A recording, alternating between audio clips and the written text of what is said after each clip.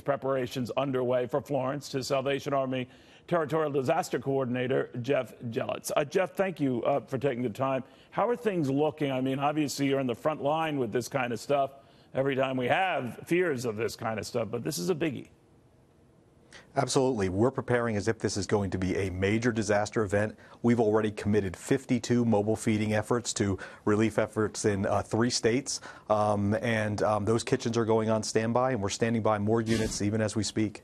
All right. What do you do in that event? If a lot of people will be going to safe locations, either school gymnasiums or hospital centers or anywhere they can house a number of people to protect them from the storm, but a lot of people are resistant to leaving their homes. So how does the Salvation Army come into play in this?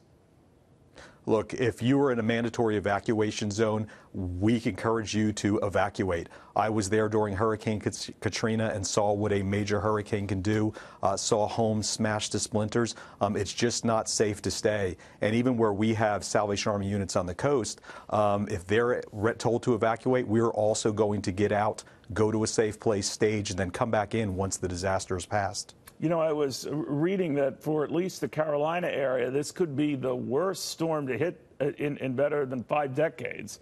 So a lot of people are saying this could be another Hazel, which was a humdinger of a storm back in the 1950s, 1954.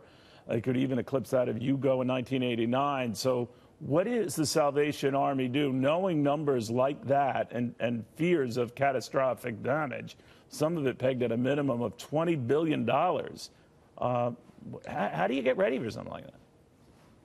Well, you pre-position your resources. We have trained disaster teams, and you really do get ready, but we do count on public support at this point in time.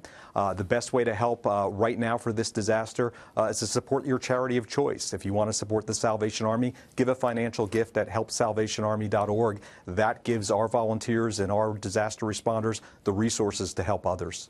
All right. Well, best of luck to you. It's got to be scary stuff, but thank goodness there are people like you who are there to do it.